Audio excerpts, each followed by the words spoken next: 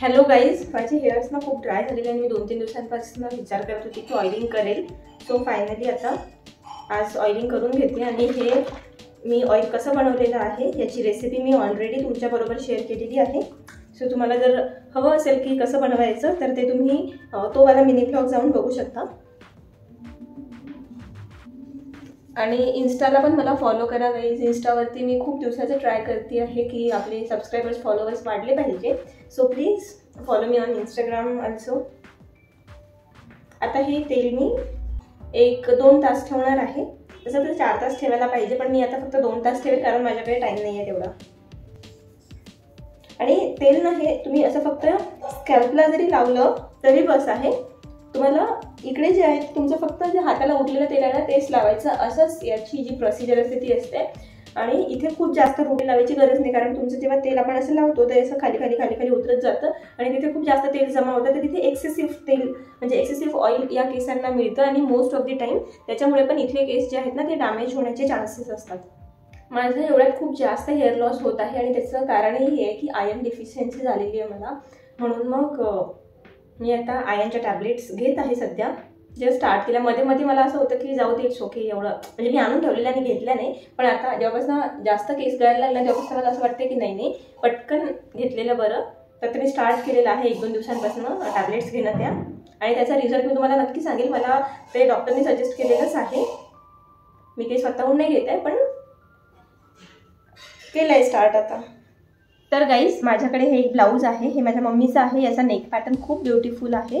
मी तुम्हाला हे प्रॉपर दाखवेन जेव्हा मी ब्लाऊजचा हॉल बनवेल तेव्हा. पण याला ना मला अशा स्लीव्ज आवडत नाही. काय माहिती का बरं, मला अशा छोट्या स्लीव्ज खूप कमी आवडतात. माझ्या खूपच कमी म्हणजे 1-2 ब्लाऊजच्या सोडल्या तर कशाच्याच छोट्या स्लीव्ज नाही आहेत. मला एकतर अशा एल्बोपर्यंतचा तो वाला पॅटर्न आवडतो किंवा फुल किंवा मग स्लीवलेस. तर याला मी विचार करत आहे की याला मी स्लीवलेस बनवेल. आणि मम्मीसाठी मी सेम असा कापड आणलेला आहे. सो तिला मी हे जे काठं आहेत तर तिला छान एवढ्या स्लीव्सचे शिवून देऊन त्याला मस्त काठं लावून देईल. पण आता हे मम्मी नसल्यामुळे मला कधी करता येत नाही. आणि आता मशीन पण चालत नाही आमची कारण तिकडे मम्मी असली तर मग ती थोडीफार सुरू असते तर मम्मी करून देते. आता आमच्या इथे एक अल्ट्रेशनचं शॉप आहे. तर तिथे जर अल्टर करून दिलं त्यांनी, बुटीक आहे त्यांचं, तर मी त्यांना विचारते. जर त्यांनी आताच अल्टर करून देतो म्हटलं तर हे मी करून आणते. आणि मग अशा प्रोग्राममध्ये म्हणजे आम्हाला खाली जेवण करायला जायचं आहे. आज गणपतीचं जेवण आहे, तिथलं इन्व्हिटेशन आहे. सो तिथे जायचं आहे. तर मग तिथल्यासाठी मी ही साडी नेसेन. आणि नंतर मग एक मंदिराचं पण मला शूट आहे तर ते पण करायला जायचं आहे. सो बघूयात आता कसं होतं. तर चला तुम्ही पण माझ्याकडे 2-3 ब्लाऊज आहेत माझे अल्टर करायचे, पण मला हे सध्या 2च दिसले तर हे मी घेऊन जाते आता आणि बाकीचे नंतर. झालं ते काम माझं, मिळालं मला बुटीक आणि त्यांनी देतो पण म्हटलंय. सो आता माझी अंघोळ वगैरे होईपर्यंत सगळे काम होईपर्यंत 1 तासात देतात ते होऊन जाते तोपर्यंत. तर गाईज मी करत इथे ही साडी प्रेस. आता मला एक गोष्ट आठवली याची तर तुम्हाला सांगते म्हटलं. म्हणजे गोष्ट म्हणजे मी साडी घरी का बरं प्रेस करत आहे हे की ही ना साडी माझ्या मम्मीची आहे. आणि अशी सेम साडी माझ्या पप्पांनी आत्याला घेतली होती एक माझ्या आणि मम्मीला, कारण दादाचं लग्न होतं त्याच टाईमची ही साडी आहे.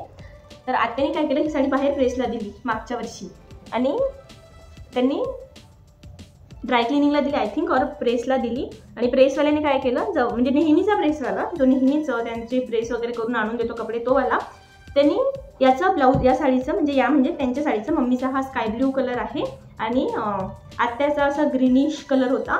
तर तो मोरपंखी ग्रीन कलर असतो ना तसा वाला. तर त्यांनी काय केलं, ती साडी व्यवस्थित प्रेस केली आणि त्याचं ब्लाऊज जाऊन टाकलं. एवढं सुंदर ब्लाऊज आणि एवढी सुंदर साडी होती. ह्या अशा छोट्या बॉर्डरच्या साड्या खूपच कमी मिळतात आता. त्या टाईमला तर खूप ट्रेंडिंग होत्या ह्या अशा वाल्या. पण एवढी महाग साडी आणि त्याचं ब्लाऊज जळल्या गेलं म्हणून मग मी रिस्कच घेत नाही. जर मला टाईम असेल तर मी घरीच प्रेस करते आणि नसला वेळ तर मग त्यांना परफेक्ट सांगून येते की साडीला काहीच झालं पाहिजे नाही, एकदम व्यवस्थित प्रेस करा. आणि जर जळलं हे काही झालं तर मी त्यांना आधीच सांगत असते की मी तुमच्याकडनं पैसे घेईन त्याचे. पण पैशाने प्रत्येक हे असं सांगितलं ते थोडं घाबरतात आणि व्यवस्थित करतात. पैसे घेईन याचा उद्देश असा नाही आहे की त्यांना लुटायचं वगैरे असा याने नाही त्यांना मी म्हणत. हे असं म्हटलं की थोडं एकदम केअरफुली करतात कारण असं ऑलरेडी झालेलं आहे. आणि एवढ्या महाग साड्यांचं जर असं काही झालं तर पैसे घेऊन काय फायदा आहे. ते पैसे घेऊन काही हे परत थोडी येणार आहे. मग त्यांनी काय केलं, दुसरा ब्लाऊजचं कापड आणलं ते त्याच्यावरती शिवलं. पण तरी पण जो लुक परफेक्ट साडीचा ब्लाऊजचा येतो तसा दुसऱ्या याने येत नाही. कॉन्ट्रास्टने येऊ शकतो पण असं जसं आईला जर घालायची झाली साडी तर याच्यावरचेच ब्लाऊज छान दिसतात. सो हे मला आठवलं आता म्हणून म्हटलं तुमच्याबरोबर शेअर करते.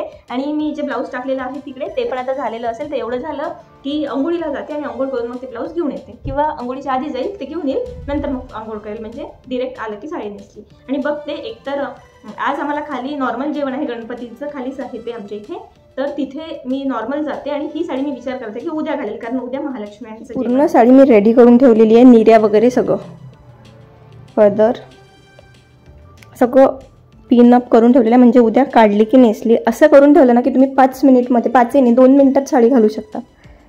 काही स्टिच्ड वगैरे साडीचं काम नाही आहे.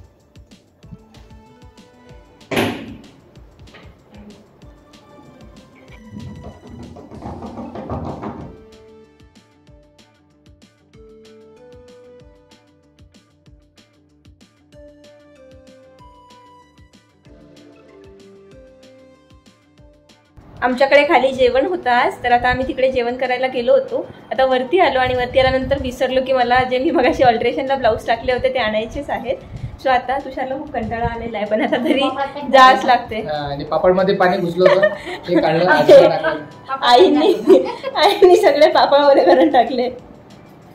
नाही पण तिने इकडे ठेवले तर नाही झाले ते ओले, थोडेसे समोर असे झाले असते. सगळं खूप पाऊस आला आणि 2च मिनिटात, काही पावसाचं वातावरण नव्हतं, काही नाही 2च मिनिटमध्ये खूप पाऊस येऊन गेला एकदम. सो चला आम्ही जातो आता, पटकन जाऊन येतो. आम्ही सायंकाळी बाहेर गेलो होतो. मग अभियंता भवनमध्ये एक एक्झिबिशन लागलेलं आहे, त्याचा व्लॉग मी अपलोड करेलच. आणि हे थोडंसं खाल्लं आम्ही मग तिथे, आणि ते भाजीपाला घ्यायचा होता तर तो भाजीपाला घेतला आणि आम्ही दूध वगैरे घेऊन घरी आलो. नाव इट्स अ नेक्स्ट डे. आज आहेत महालक्ष्मी आणि आज तिथे आम्हाला जेवण करायला जायचं आहे आणि दर्शनाला सुद्धा, तर म्हणून मग मी अशी छान रेडी झाली होती. आज आम्ही चाललो बाहेर जेवायला आणि दीक्षाने खूप सुंदर अशी साडी घातली आहे. तर मित्रांनो, साडीवर मिसिंग काय असते? ते असते गजरा. बघू तिची रिॲक्शन काय. दीक्षा हे बघ तुझ्यासाठी काय आणलं. अरे बाप रे बाप, असं वाटत एकदम अप्सरच आली भाई आकाशातून. मला पाहिजेच होता. मी तुषारला 2-3 दिवस आधीपासून म्हणत होती की मला गजरा खूप आवडतो, तू कधी आणत नाही वगैरे वगैरे. मग आज लक्षात ठेवलं ना मी, आणलास, कारण आम्ही आज जातोय महालक्ष्मीचं जेवण करायला.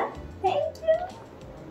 असं बायकोला खुश करायसाठी असं करावं लागतं. आमच्या इथे फर्स्ट फ्लोअरला महालक्ष्म्या होत्या बसलेल्या, आणि ज्यांच्याकडे बसल्या होत्या त्यांनी एवढं सुंदर डेकोरेशन केलं होतं. त्यांनी ग्राउंड फ्लोअरपासून फर्स्ट फ्लोअरपर्यंत सुंदर अशी रांगोळी काढली होती. मी महालक्ष्म्यांना हळद कुंकू वाहिलं आणि तिथे दर्शन घेतलं. आणि आम्हाला आणखीन एका ठिकाणाहून इन्व्हिटेशन होतं, तर तिथे आम्ही दर्शन घ्यायला गेलो. आणि इथली रांगोळी बघा किती सुंदर आहे, खूपच आवडली मला रांगोळी. मग आम्ही इथे सुद्धा दर्शन घेतलं महालक्ष्म्यांचं, आणि नंतर मग जेवण करायचं होतं. तर यांच्याकडे पाऊस आला, तर आमच्याच बिल्डिंगमध्ये यांचं इथलं जेवण होतं खाली, पण आम्हाला वरती पण जेवण होतं, तर आम्ही तिथे गेलो जेवायला. माहितीच आहे आपल्या महाराष्ट्रामध्ये महालक्ष्म्या म्हणजेच गौरीला वेगवेगळ्या ठिकाणी वेगवेगळ्या पद्धतीनुसार पूजल्या जाते. तर आमच्या इथे कसं असतं की पहिल्या दिवशी पण जेवण असतं आणि दुसऱ्या दिवशी पण जेवण असतं, पण काही काही ठिकाणीच दुसऱ्या दिवशी जेवण असतं. तर कालचं जेवण झालेलं आहे प्रसादाचं, आज पण आम्हाला प्रसाद आहे एका ठिकाणी आणि नंतर परत उद्या पण आहे. सो मी तुम्हाला आजचा दाखवते, उद्याचं तर माहिती नाही पॉसिबल होणार की नाही. सो चला मग, आता काल पूजा झालेली आहे आणि आज आम्हाला तिथे जेवणासाठी बोलवलेलं आहे. So let's go. जेवण वगैरे करून आम्ही आलो होतो घरी, आणि हा खाऊ आहे माझ्या पप्पांनी आणला होता. लग्नानंतर मुलीसाठी माहेरचं प्रेम हे काही वेगळंच असतं, आणि त्यांनी तुषारसाठी पण या बशा आणल्या होत्या.